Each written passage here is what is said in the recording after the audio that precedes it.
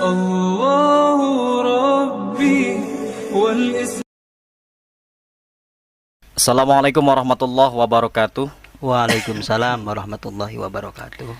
Alhamdulillah, pada malam hari ini kita bisa bertemu kembali, yakni dalam podcast Al-Bayan Podcast, yang insya Allah pada malam hari ini kita telah ditemani oleh orang dan sekaligus pemuda yang paling ganteng, yakni Gus Bahit Maftuhin. Gimana Gus, kabarnya sehat? Alhamdulillah kabarnya Alhamdulillah. Gus Bahit Maftuhin ini merupakan salah satu tokoh muda di Kabupaten Pandeglang, sekaligus kalau tidak salah beliau ini jabatannya sebagai Ketua Pimpinan Cabang Majelis Dzikir dan Sholawat Rijalul Ansor Kabupaten Pandeglang. Betul ya Gus ya? Betul. Alhamdulillah. Kita sangat istimewa pada malam hari ini bisa berjumpa dengan beliau, yang tentunya pada kesempatan ini kami ingin menanyakan sekaligus membahas segala permasalahan yang memang pada saat ini kita sedang menginjak bulan Ramadan, yang tentunya ada kewajiban kita sebagai orang Islam, salah satunya menunaikan zakat. Tapi sebelum masuk ke podcast, kita tanya-tanya terlebih dahulu tentang beliau, latar belakang, dan sekaligus mungkin ada apa hal yang disampaikan yang belum kita tahu, ataukah mungkin istrinya mungkin lebih dari satu ataupun yang lainnya Gus gitu. Gus Bahit Maftuhin ini pendidikannya dari mana Gus sebelumnya Gus?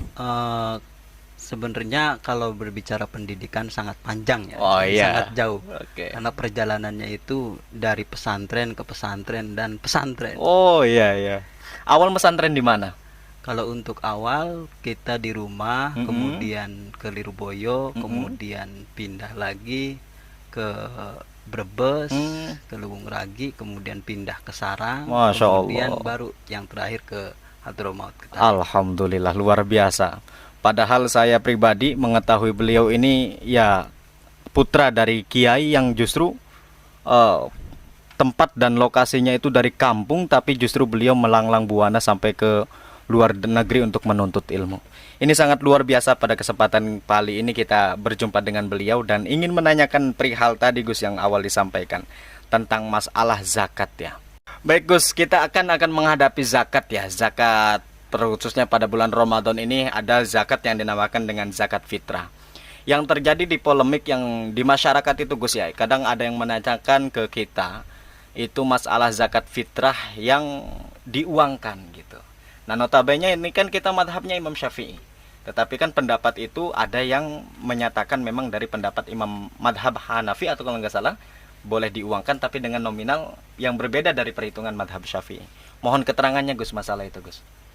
Sebetulnya kan begini ya, kalau permasalahan zakat fitrah Mm-mm. khususnya karena ini kita mau menghadapi bulan apa istilahnya akhir bulan daripada bulan Ramadan ya, Mm-mm. tentu saja yang berkaitan dengan permasalahan zakat fitrah. Hmm. Kalau berbicara permasalahan zakat fitrah, apakah boleh diuangkan, apakah tidak? Hmm.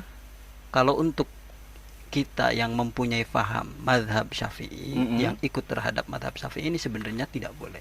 Tidak boleh Gus. Ya, jadi untuk zakat fitrah ini harus tetap dengan beras. Dengan kuati balad lah ya.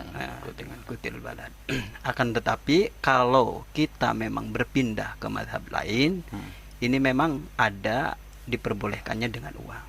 Akan tetapi kita perlu ketahui bahwasannya ini kan madhab Hanafi. Di dalam madhab Hanafi, di permasalahan zakat itu bukan dengan kutil balad, akan tetapi dengan khintoh, sa'ir, zabib, dan tamar. Apa itu Gus khintoh sa'ir itu? Dengan gandum, kemudian dengan kurma, dengan anggur kering atau apa bahasanya, kismis seperti itu ya. Nah maka takarannya dengan itu, tatkala mau diuangkan ya nominalnya bukan beras itu. Iya, jadi nominal dari kurma itu berapa? Misalnya ya kurma pada zaman sekarang per kilonya misalnya 50.000, berarti nominal zakatnya berapa Gus? Ya tinggal dihitung. Nah antara takaran madhab Syafi'i dengan madhab Hanafi juga berbeda. Tatkala madhab Syafi'i ini kan ada yang mengatakan 2,5 kg, ada juga yang mengatakan 2,7. Yeah. Tapi dalam madhab Hanafi, satu sok itu sama dengan 3,8 kg. Oh, bukan satu soknya itu bukan ukuran madhab Syafi'i. Maka tatkala kita mau ikut terhadap madhab Hanafi ya, tadi. Harus dikalikan dengan 3,8. 3,8 Berarti kalau 50.000 dikali ya lagi 40-nya aja 200.000 ya Gus ya. 200.000. Kalau memang kita mau menguangkan. Dan kita ikut terhadap madhab Hanafi. Nah, ini yang menjadi polemik kadang yang kita temui di masyarakat itu. Kan orang sekarang kan zaman now itu kan kepengennya instan ya Gus ya. Dalam arti pengen gitu kan bahwasanya udahlah nggak usah repot-repot bawa beras, kita menguangkan dengan akad seperti apa dan kira-kira untuk ya elatnya untuk sampai bisa kita melakukan transaksi zakat dengan uang itu seperti apa Gus? Ya, dalam hal ini berarti panitia harus cerdas. Artinya kita sebagai panitia di sini kan ada yang disebut panitia, ada yang disebut amil. Nah, ini kadang-kadang kita masih pacorok betul. antara amil dengan panitia. Betul. Nah, dalam hal ini ketika kita posisinya menjadi panitia, maka kita harus cerdas. Artinya tatkala memang ada yang membutuhkan untuk bisa diuangkan, maka panitia untuk menyediakan beras sehingga orang yang mau melakukan zakat membeli berasnya tersebut. Berarti ada akad jual beli di situ ya. Ada akad jual beli, nanti berasnya untuk di zakati orang tersebut. Oh, jadi gitu. Nah, itu masalah amil dengan panitia yang kita sering temukan ya. Ini bukan orang lain lah bahwasanya yang sering kita kasat mata ya. Di beberapa wilayah dan yang lainnya kadang memposisikan hampir mirip, yang amil antara panitia ini hampir mirip fungsinya gitu, Gus. Yang betul itu seperti apa aslinya kedudukan panitia dan kedudukan amil itu? Ya, ini memang polemik yang sudah lama ya, yang sudah lama berakar sehingga agak sulit untuk mengikis dari permasalahan itu. Betul. Akan tapi kalau kita berbicara secara hukum, ketika antara amil dengan panitia ini sudah berbeda. Kalau yang namanya amil, berarti nanti dia di situ mempunyai hak untuk menerima zakat.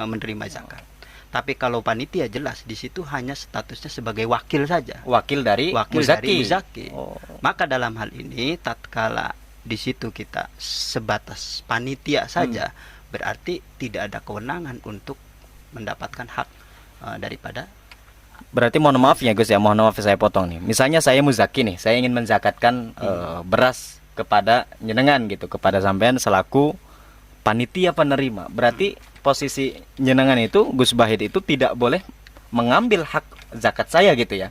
Panitia itu hanya sebatas menyalurkan zakat dari saya kepada mustahik yang asnaf 8 itu gitu ya Gus ya. Iya, jadi sebatas kepanjangan tangan saja. Nah, yang posisi amil yang sebenarnya sah dan legal secara syariat ataupun secara itu seperti apa Gus? Kan begini ya, kalau amil itu kan yang nanti di SK-kan dari pemerintahan. Artinya kepanjangan dari pemerintah lah. Jadi nanti pemerintah membentuk satu lembaga yang disebut amil. Nah, kalau di Indonesia kan sudah ada Basnas.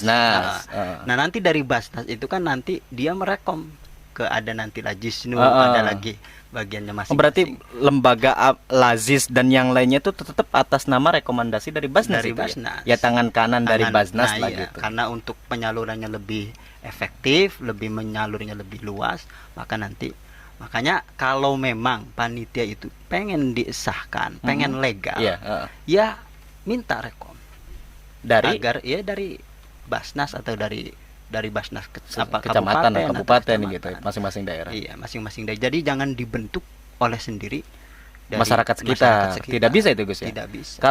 Kalau misalnya ditunjuk oleh kepala desa ataupun ulil amri setempat lah, desa ataupun kecamatan, berlaku apa enggak itu amil itu?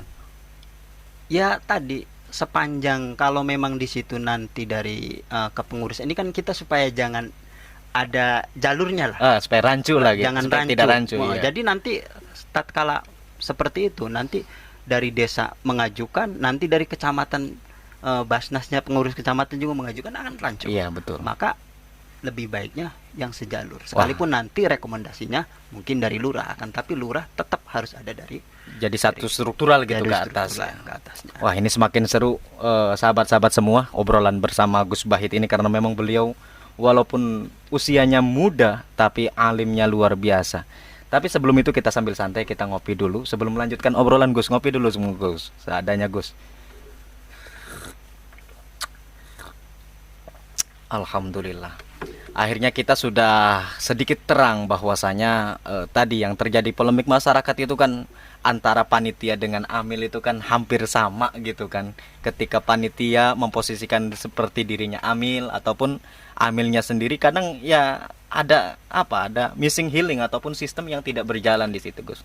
Kenapa ini terjadi? Karena memang tadi mungkin ya ada kekurang sosialisasian dari pemerintah setempat tentang masalah amil ini, ataupun mungkin kekurang tanggapan masyarakat sekitar tentang masalah amil gitu.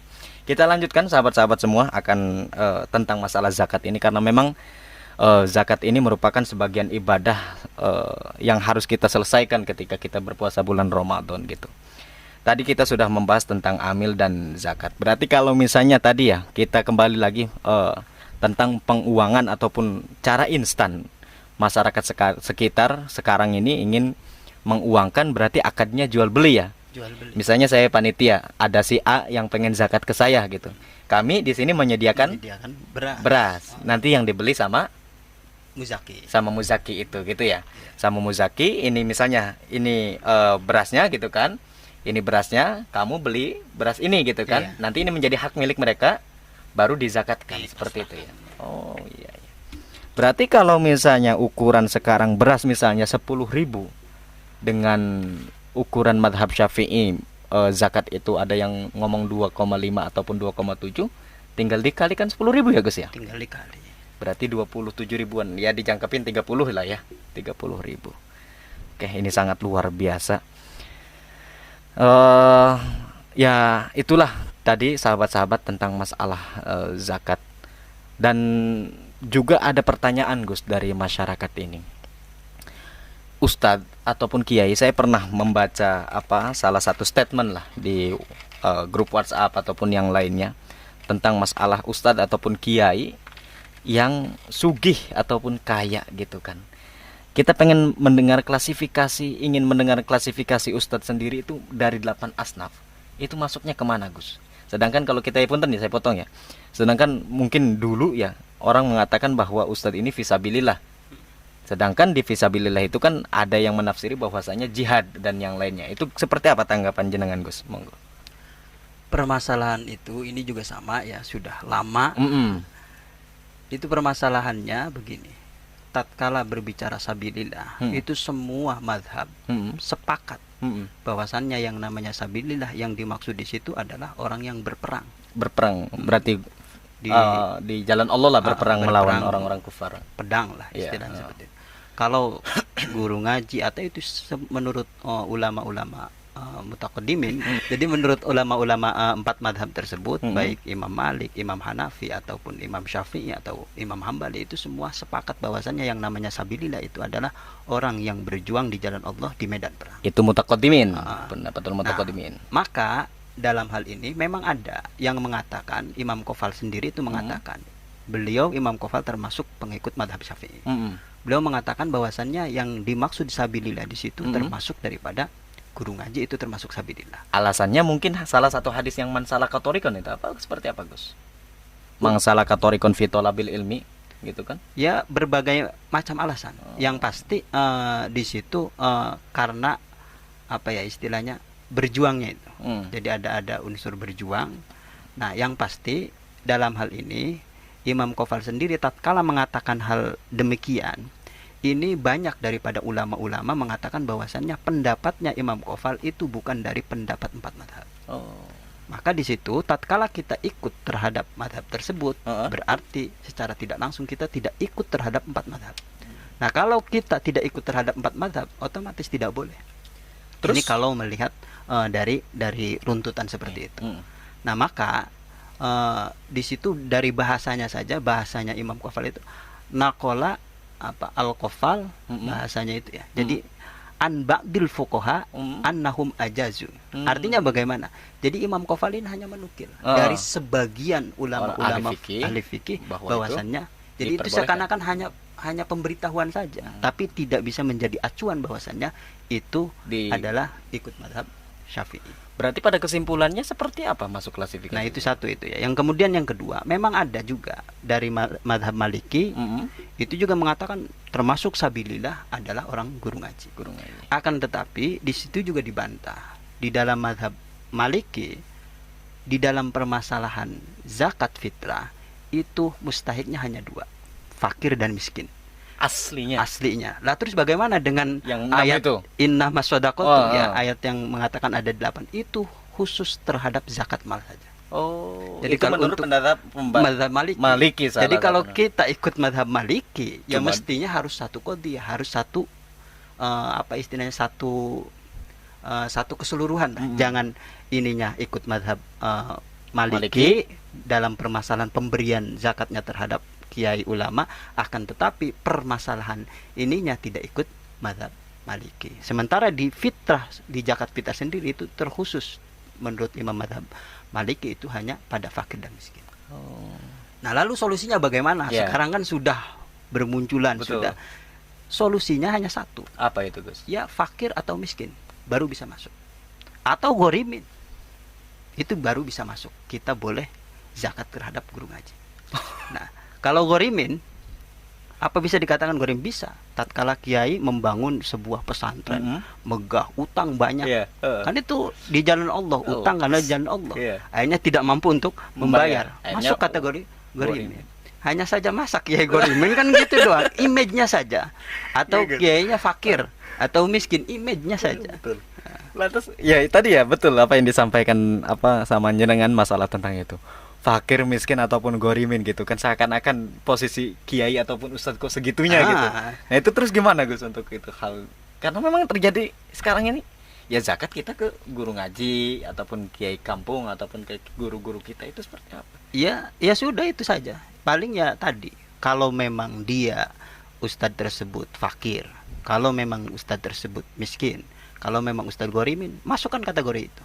Jadi kita zakat terhadap ustadz kiai itu sebatas karena kefakirannya, sebatas karena kemiskinan. Berarti pada dasarnya jenengan mengambil mengambil sumber hukum yang menyatakan bahwasanya guru ngaji ataupun itu bukan masuk fisabilillah. Bukan masuk fisabilillah. Kalau pendapat Gus Bahit itu ya. Ya, Bukan masuk fisabilillah sebenarnya karena memang bukan. sepakat empat madhab ini Nah. tidak mengklasifikasikan orang guru ngaji ini fisabilillah, karena fisabilillah ini termasuk orang yang berperang gitu ya. Ya.